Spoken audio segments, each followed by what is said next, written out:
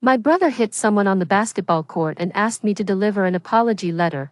Too curious to resist, I opened the envelope and suddenly saw bullet comments. LOL, out of all the people on the court, he just had to hit the female lead. This guy's totally doing it on purpose. Does he really think this will get her attention? Can these siblings have some shame? One deliberately hurts people on the court. The other keeps pestering the male lead non-stop. Are they addicted to being roadblocks in our main couple's love story or what? They're really annoying.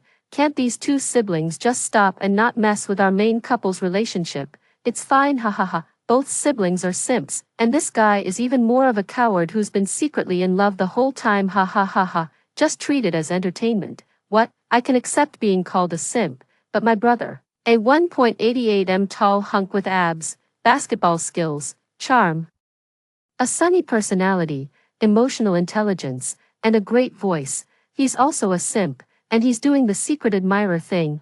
I'm dying of laughter. Overnight, I revised the apology letter into a love confession and sent it to the female lead. When Bella returned from the office, I had already been waiting in the hallway for nearly 10 minutes. The scorching sunlight spilled over the ends of her hair, and her faded school uniform was buttoned up neatly to the very top. Her skin was pale, her eyes rimmed red. She looked weak and easy to bully, and of course, that was exactly the case. She clutched a competition exam paper in her hand. Every single problem was marked with a full set of correct ticks, yet, a red pen had been used to note down a more concise solution beside them. It wasn't hard to guess.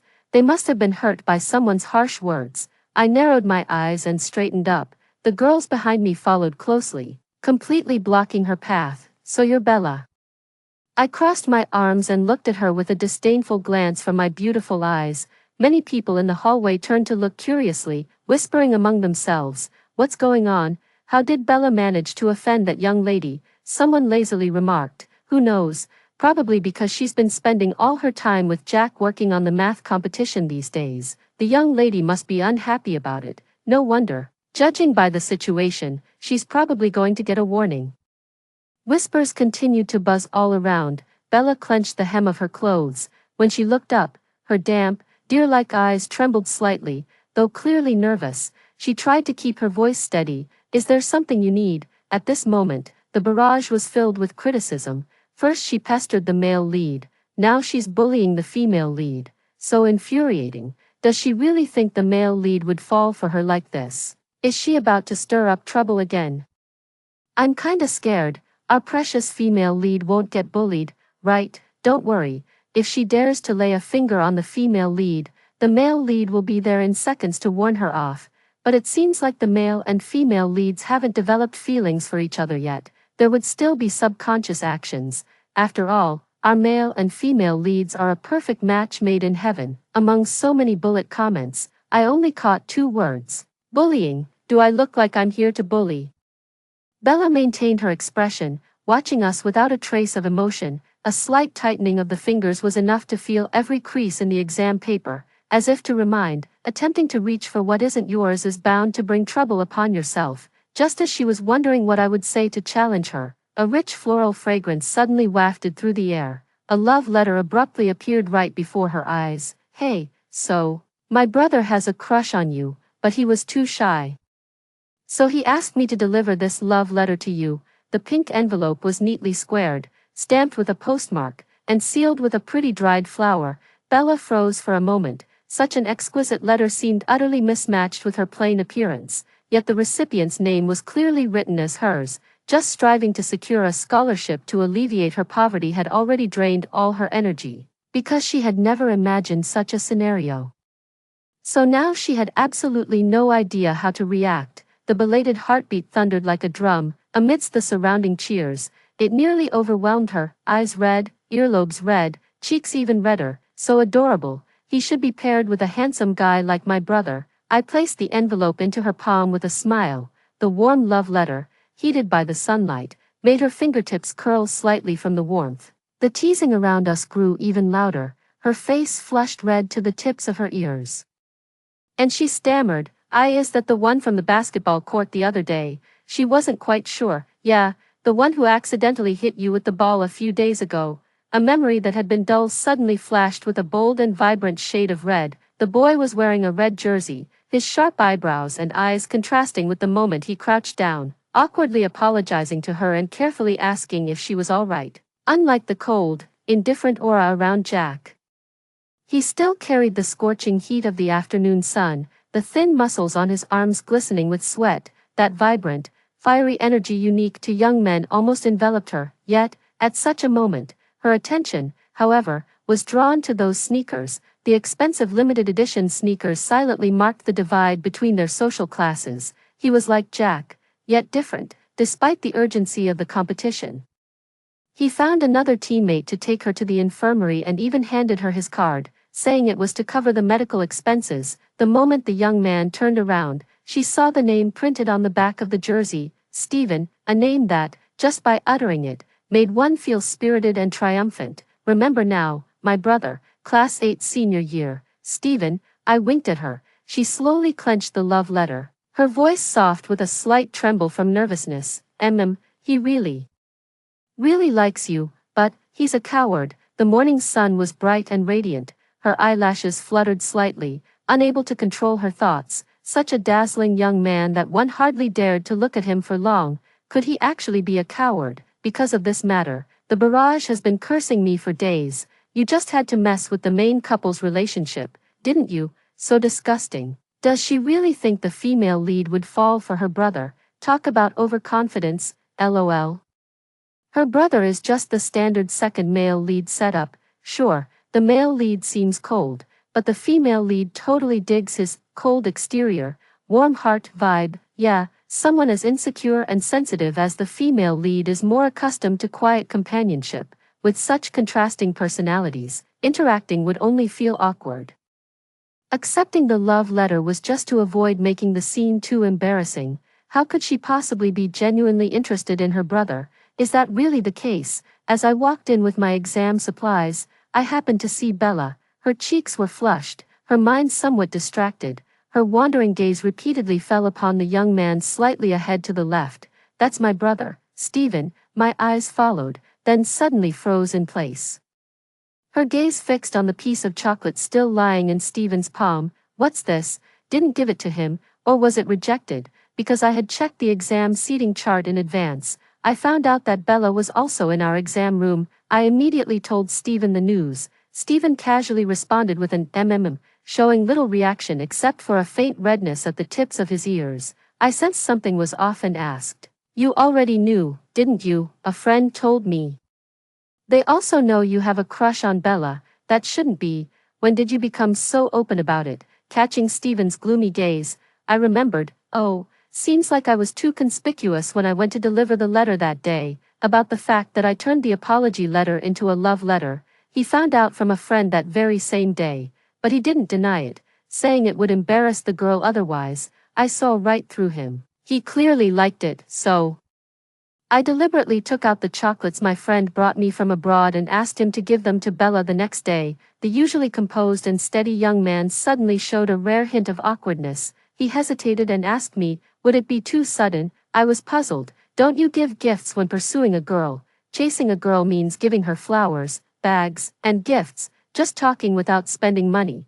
That's not called pursuing. It's called harassment. I said it with righteous conviction. Stephen agreed wholeheartedly.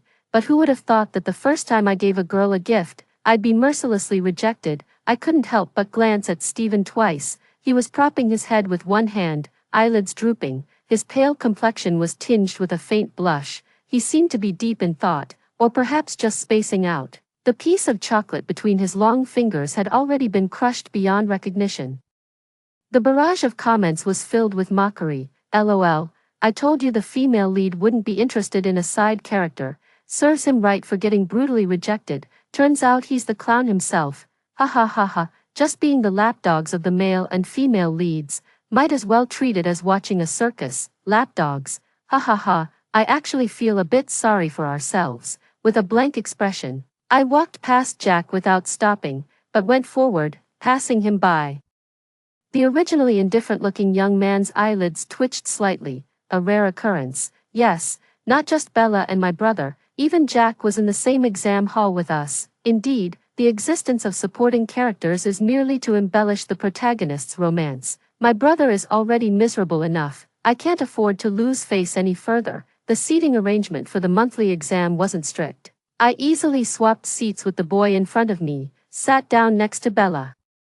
She suddenly snapped back to reality, and the loose strands of hair by her ear fell, covering those slightly flustered eyes. The fountain pen placed on the edge of the table was knocked off by an elbow and rolled to my feet. The emblem on the pen cap wasn't clear, only the letter L was visible. The pen's body was also heavily worn, revealing the base color beneath the plating. I was about to bend down to pick it up for her, but she had already left her seat, reached out to retrieve the pen, and clenched it tightly in her palm. "Thank you," she whispered quickly, acknowledging my kind intention. I slightly let go of my usual reserved demeanor and gave her a friendly smile. "You're welcome. Can a pen like this still be used for writing answers?" I couldn't help but glance at her. After the test papers were handed out, she took out a gel pen from her pencil case and neatly wrote her name. And that mottled lacquer pen lay quietly by the edge of the desk, more like a silent companion.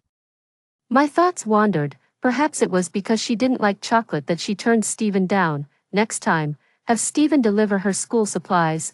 Surely she won't refuse again. The cicadas chirping outside the window harmonized with the rustling sound of students writing answers in the classroom. I didn't know how to write, so I spun my pen, propped my chin, and openly stared at her. She worked on the problems slowly, with great focus, bending slightly at the waist, writing stroke by stroke. Unhurried and unruffled, it said she was the first from her hometown to pass the high school entrance exam, breaking free from a family that favored sons over daughters. She pressed on despite everyone's doubts and pressure, making her way to where she is now, like a small white flower pushing through the cracks of a sheer cliff. Beneath a seemingly delicate exterior lies a stubborn and unyielding soul. How could someone who craves love and approval so deeply fall for someone as cold and almost cruel as Jack? I can't figure it out. Perhaps my gaze was too intense. She tilted her head slightly to look at me. When she noticed I had left the last multiple-choice question blank, she pursed her lips and secretly gestured a "C" to me with her fingers. My eyes lit up instantly. Much more generous than that stingy Jack. Such a soft-hearted, kind, gentle, and generous girl deserves to be with my brother. So what if I'm a simp? I want to be her little simp too. Jack, as usual, handed in his paper half an hour early. A chilly presence passed by, those dark, deep eyes lifted slightly, glancing briefly at my already completed test paper. At that moment, I was sprawled across the desk, idly drawing circles on the scratch paper, clearly waiting for someone. Yet until he handed in his exam and was about to leave the classroom, no sound of chairs being dragged came from behind him, the invigilator. Seeing the young man who had left and then returned, asked in surprise, "What's wrong?" "Forgot my pen," he replied calmly. The crisp and neatly pressed trouser legs passed by me for the second time, yet I remained drawing circles, without the slightest intention to look up. The attention that should have been spent on Jack was now devoted to Bella. I drew circles while feeling troubled. What excuse should I use to get Bella and my brother to have a meal together later, in the last 5 minutes? Bella stood up to hand in her exam paper. Stephen and I capped our pens in perfect sync, walking shoulder to shoulder as we followed her out of the classroom. "Why didn't you go find Jack today?" he asked. I pouted my lips. "Don't feel like it." Outwardly, we were just following the crowd, but in reality, we were tailing her all the way to the cafeteria. After getting our food, we both sat down across from her. Bella looked up just in time to see two faces with strikingly similar features staring intently at her. I deliberately ignored the many empty seats around us and winked at her. "The cafeteria is too crowded. Mind if we sit here?" She lowered her head and murmured, "And no problem. Go ahead." Stephen and I rarely eat at the first-floor public cafeteria. Noticing the greens on her plate, my mouth moved faster than my thoughts. "Why aren't you eating any meat? This is so lacking in nutrition." As I spoke, I picked up a piece of braised pork and immediately gagged after putting it in my mouth. "It tastes awful." Bella paused slightly, hesitantly asking, "Is it because it's gone bad?" But the glossy color and rich aroma didn't quite seem like it had. "It's okay, she's a bit picky with food," Stephen explained to her apologetically, then handed me a tissue to wipe my mouth. Oh, all right." Bella awkwardly averted her gaze and was about to mention the unopened bottled water in her bag when she saw me stand up. "I'll go buy some milk to rinse my mouth." You two take your time. The slender hand that had just reached for the zipper of the bag withdrew nervously again. There were only two people left at the dining table. The atmosphere seemed to suddenly become awkward. Bella lowered her head even further, keeping her gaze fixed on her own plate as she ate bite by bite. Then she heard the young man across from her tentatively ask, "Are you trying to lose weight recently?" Her poverty suddenly had a fitting excuse. Bella's hand paused, and she responded with an almost inaudible, academic pressure is heavy now, so you still need to eat well," Stephen said, lowering his gaze to look at her, his voice slow and deep. "She probably won't be coming back. Could you help finish the meat? Don't let it go to waste." Before she could refuse, he had already picked up the plate and piled all the meat onto hers. The person before him remained silent for a long time. Stephen lifted his gaze, meeting those moist, reddened doe-like eyes. She stared at him intently, her eyes swirling with unreadable emotions, only to forcibly bury them the next moment beneath a soft, watery gaze. That look inexplicably struck Stephen as familiar, so familiar it made his heart ache. "It's heartbreaking." She looked at him, then suddenly curved into a smile, whispering softly yet clearly and firmly, "Thank you, Stephen. After the monthly exams ended, I threw myself entirely into Bella, so I didn't go looking for Jack for many days in a row. I never expected him to come to me on his own." I reluctantly walked out of the classroom. "What, test paper?" His pale, slender fingers held my math exam, the score utterly dismal. He stood with an aloof posture, not even bothering to glance down. I couldn't be bothered to ask further and took the paper. Ready to leave, suddenly, another force came from the other end of the test paper. He didn't let go. The young man abruptly spoke up. "The last question is D." I turned back and gave him a puzzled look. "The papers are all graded. Why are you telling me this?" Seeing my confused expression, he coldly added, "Not a C." Just then, someone passed by behind us. His gaze swept lightly past, his voice neither too loud nor too soft. A problem that could be solved by observing recursion. Yet someone insisted on calculating the function for 10 minutes, not sure if it's a lack of ability or an excess of energy. What on earth is he talking about? This is utterly baffling. I don't want to engage. When I turned my head again, all I could catch in my peripheral vision was the slender, fragile back of a girl at the corner of the stairs. I didn't have time to guess. Suddenly, my wrist was grabbed by someone behind me. His slightly cool palm was as cold as his demeanor. His knuckles were somewhat rough, and his grip was firm. I turned back in disbelief. The person who usually detested physical contact was now taking the initiative to hold my hand. "Wait for me after school." His Adam's apple bobbed repeatedly, and after a long hesitation, he finally managed to utter this rather awkward sentence. "It seems ever since Bella appeared, I stopped going to find him after school. But back when I used to wait for him to walk together, he clearly found it annoying." I stared at his face, scrutinizing every inch of it, until he became visibly uncomfortable. "Is there something on my face?" he couldn't help but ask. This wasn't the Jack I knew. With a serious expression, I tiptoed to pinch his chin. "No matter who you are, please get off Jack's body." The next day when I went to see Bella, she seemed somewhat embarrassed, clenched her pen, and softly apologized to me because of choosing the wrong answer. I instantly realized who Jack's sarcastic remarks were directed at that day. What a jerk. How could he be so mean? Just because he gets good grades, he thinks he's so great. What a show-off. I clenched my fists in anger, about to stand up and confront someone, but she grabbed my hand again. "It's not anyone else's fault, it's my own problem." Watching her blame herself like that, a pang of bitterness welled up in my heart. "Bella, look at me." I sat back down and took her hand. "You're already amazing. You're in the top 3 of the grade. Jack is just a jerk, and not a single punctuation mark of what he says can be trusted. In my eyes, you're better than 100 Jacks combined. Tomorrow, I'll go and give him a piece of my mind. He's utterly unreasonable, thick-skinned, hypocritical, two-faced, and shameless. I hope he comes in last place in the competition." I vented my righteous indignation in a rapid-fire outburst. Bella raised her hand guiltily to remind me.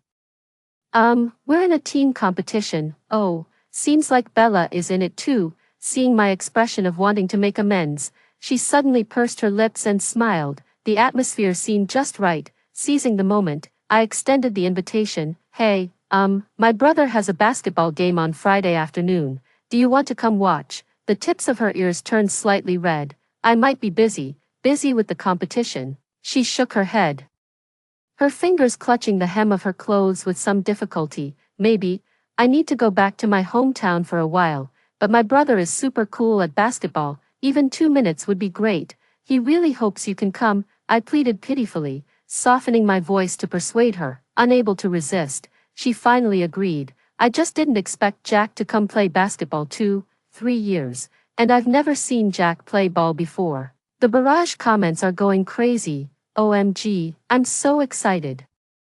The unattainable flower actually came down to play. Is it because he knew the female lead was coming to watch the game today? Of course it is. Didn't you see the female lead staring at the male lead? Her eyes never left him. They're such a perfect match. If only those two siblings weren't here, right? I wonder who her brother is showing off for on the court like a peacock spreading its tail.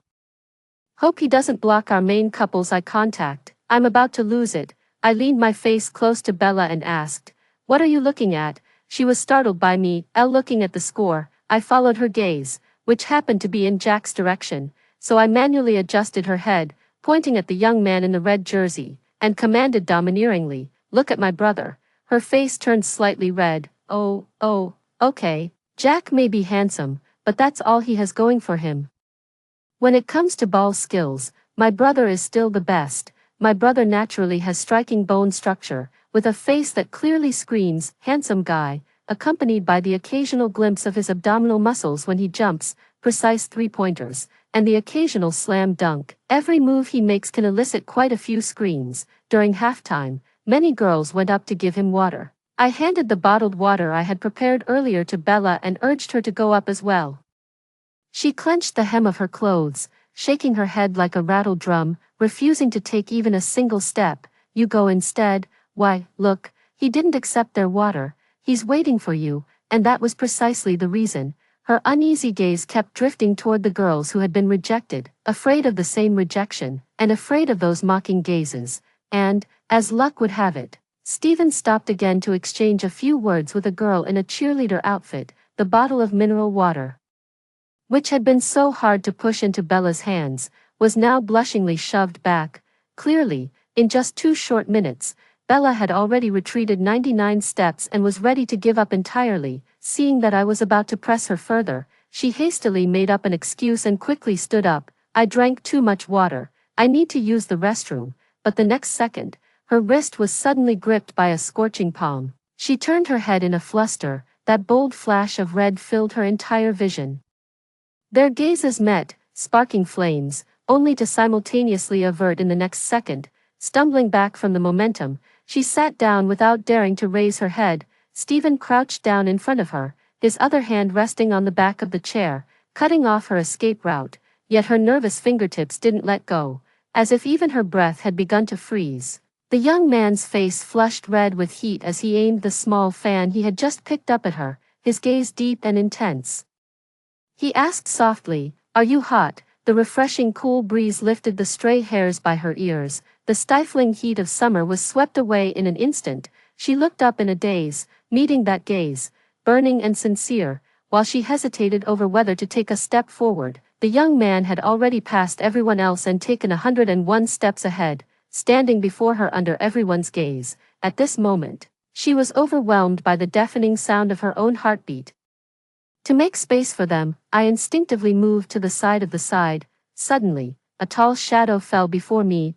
I shifted my leg aside to make way, yet the person remained motionless. Puzzled, I looked up and met Jack's damp, dark eyes. His pale skin was flushed, beads of sweat gathering along his sharp jawline before falling. His thick, long lashes lowered. The soaked jersey clung to his lean muscles, outlining his firm, powerful waist. Completely different from his usual cold demeanor, so handsome.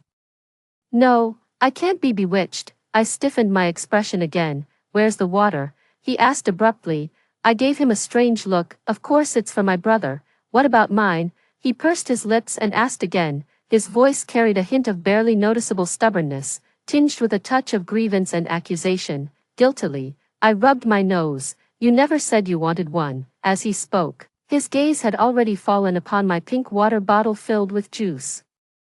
I immediately shielded it and reminded him, it's orange juice inside. He hated orange juice the most, yet the next second, he bent down close to me, a precarious bead of sweat trickling down his Adam's apple. His long fingers slid along my palm, grasped the cup, and snatched it away. I didn't have time to stop him. With swift movements, he unscrewed the cap, tilted his head back, and downed my orange juice in just 3 seconds, leaving not a single drop. I was stunned, then immediately furious. Jack, you're dead. That was mine. I already drank from it.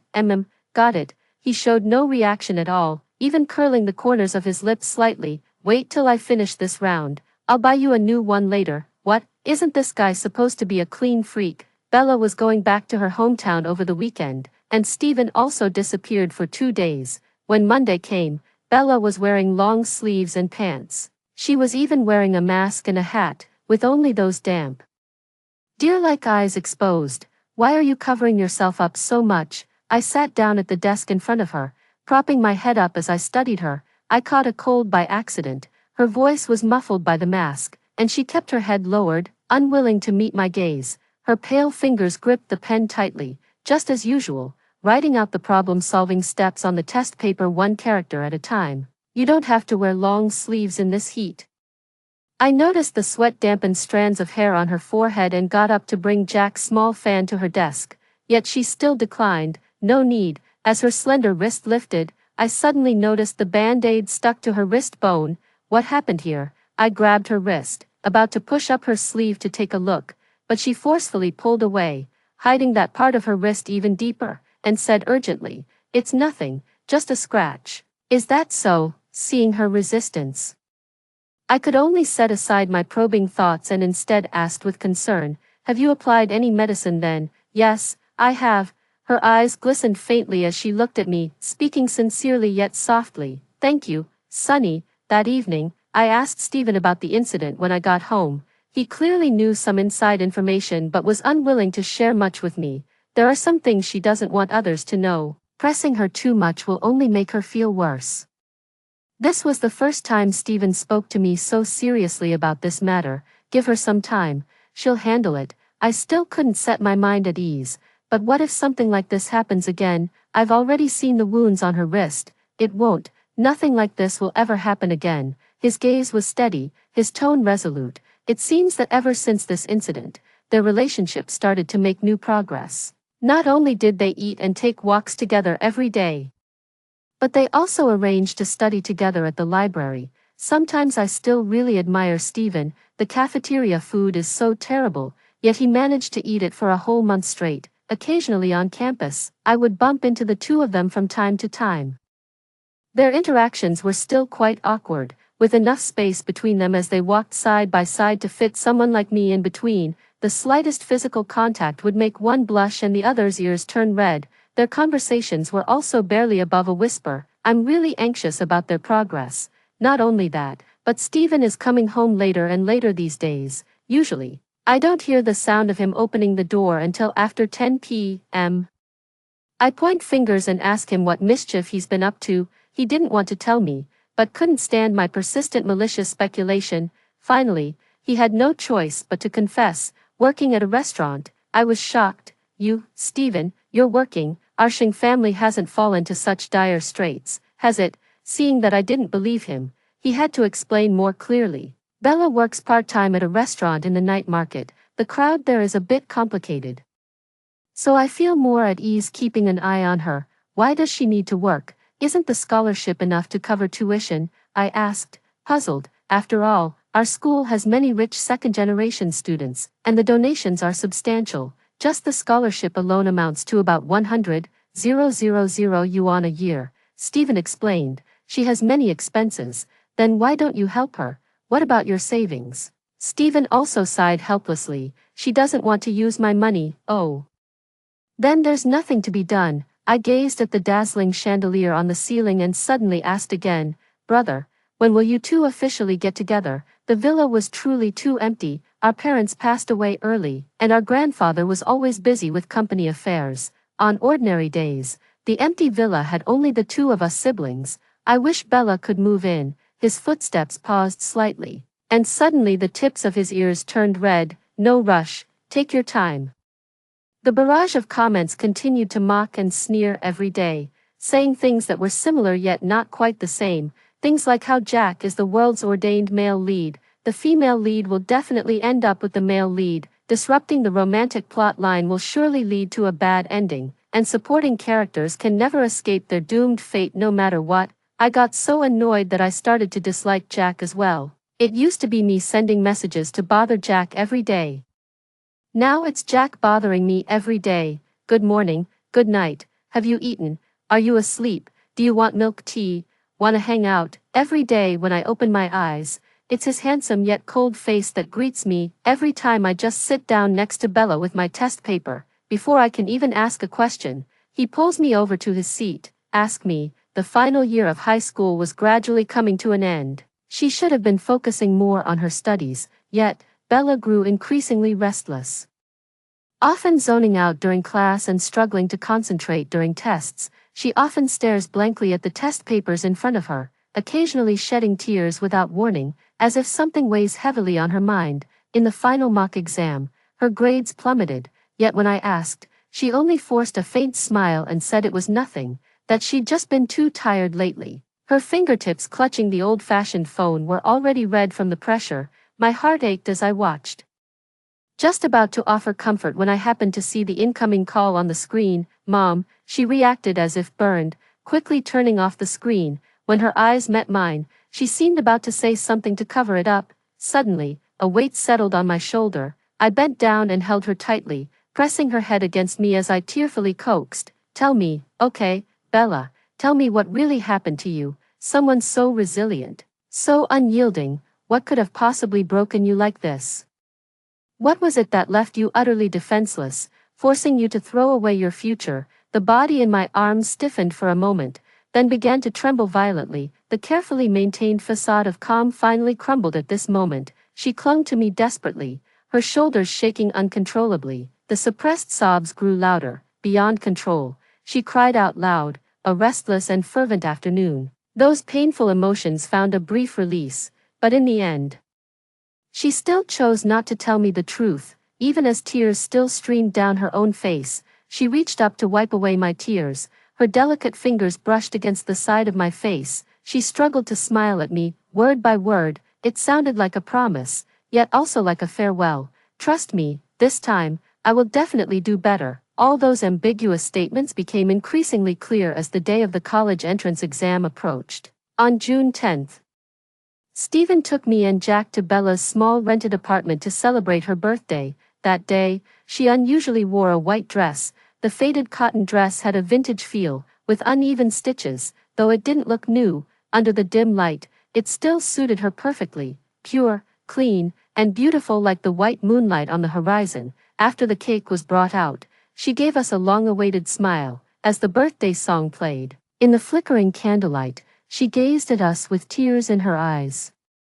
Smiling, it felt like an omen of parting. Suddenly, my heart ached with sorrow. At the moment the candle was blown out, she crossed her fingers, bowed her head, and made her 18th birthday wish with utmost sincerity. It wasn't a wish for success in the college entrance exams, a bright future, or smooth sailing in life. With tears streaming down her face, she said, I wish for my friends to be healthy, safe, and live 100 years. Stephen's prepared gift was a Lamy fountain pen. He always does things thoroughly, knowing that something too expensive would be a burden for Bella, so he chose the most practical gift. It looked somewhat familiar to me. Then the house suddenly lost power, plunging the room into darkness. Bella asked Jack and me to buy some candles. Before heading out, she suddenly walked over, stood on tiptoe, and hugged me tightly. A hug so forceful it felt like she was trying to imprint me into her memory. She whispered in my ear, "Thank you, Sonny." Jack and I not only bought candles but also got her a new white dress.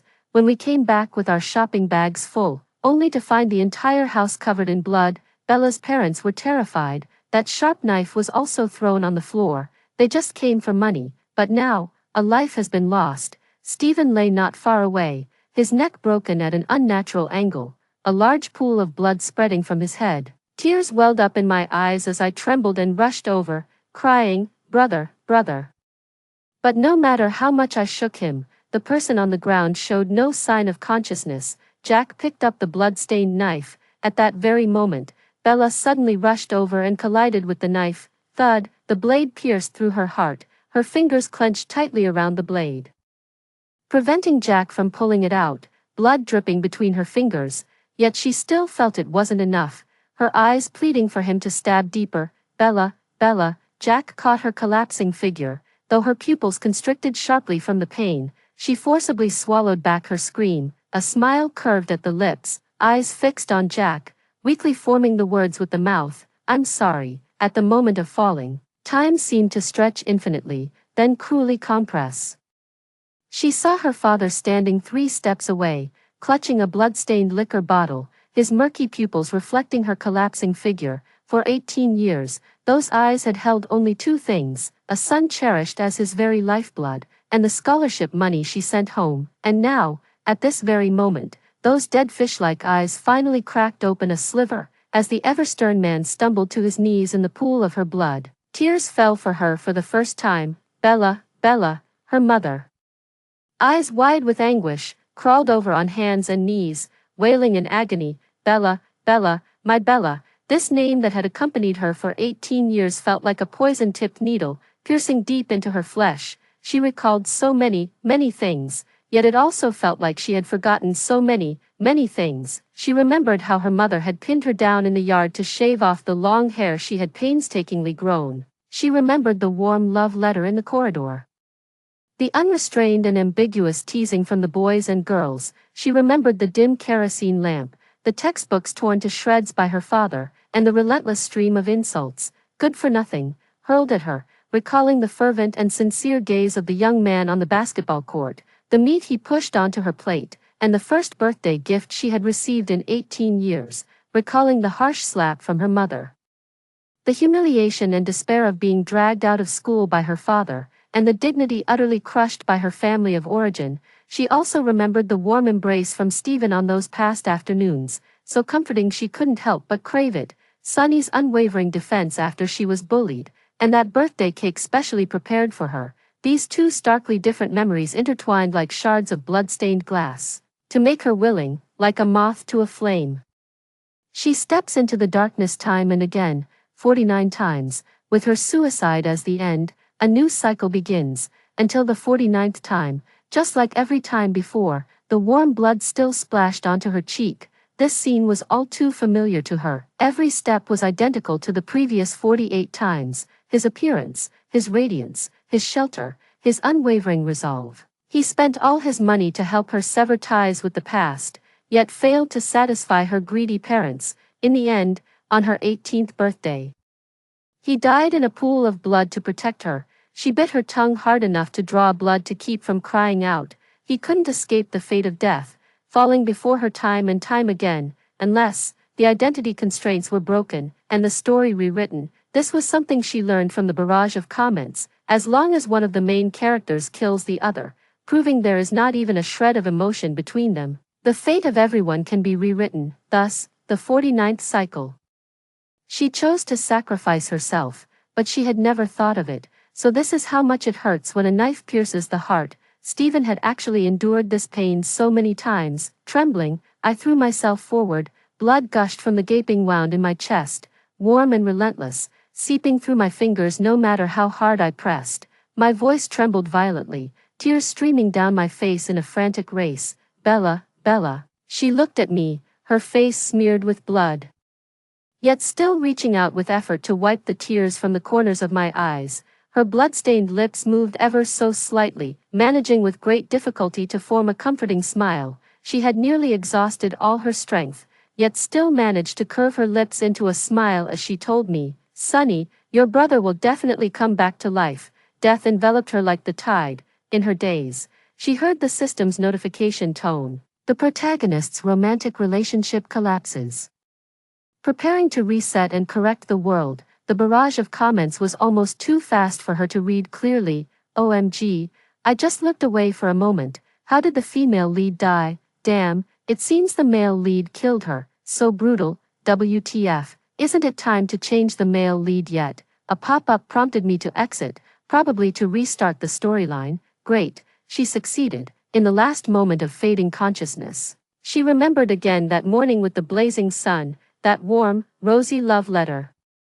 Stephen, you coward, she thought, if there was another chance, she would definitely muster the courage to confess her feelings to him. On the hills of my hometown, buckwheat flowers sway in the wind across the mountains and fields, slender yet unyielding stems grow from the barren soil. At her expense, all who love her and whom she loves will no longer be at the mercy of fate, just as she wished on her 18th birthday. Good health and a long life, extra, from Bella's perspective. Unconscious for an unknown length of time, she finally opened her eyes to the darkness, bright sunlight, the exam paper in her hand, and the clean school uniform she was wearing. Everything felt as if it were just yesterday. The classmate next to her poked her, said someone from the class was looking for her and told her to hurry back. The moment she stepped out of the office, the warm sunlight fell on her, making it feel like a long time since she'd felt it. Suddenly, someone rushed over and hugged her tightly. Woo-woo, Bella, woo-woo, I was so scared, woo-woo. The rich floral fragrance made her mind go blank for a moment. Raising her eyes, a young man in a red jersey came into view. He had practically run to meet her, his dark hair fluttering at his forehead, panting heavily, holding a pink love letter in hand. Before she could even react, the girl in her arms had already let go of her. Then, a scorching breath leaned down, and a firm chest encircled her in an embrace. The young man's voice was hoarse and deep, his throat choked with emotion, his body radiating overwhelming longing. Bella, the barrage of comments on the screen was scrolling wildly. Is this a reunion after a long separation? The height difference is so perfect. I'm new here. Can someone explain what this story is about? Is it good? From the description, it's a campus romance with mutual secret crushes, so visually pleasing. What's the female lead's name? Bella, wow, and the male lead? Another bullet comment scrolls by. Stephen, Bella and Stephen. Her tears stream down, then suddenly she bursts into laughter. This is a brand new story, belonging to her and Stephen. After hearing the story above, what are your thoughts? Feel free to share your opinions in the comments section. Looking forward to hearing from you. If you liked this story, don't forget to like it, share it, and subscribe to my channel. See you next time.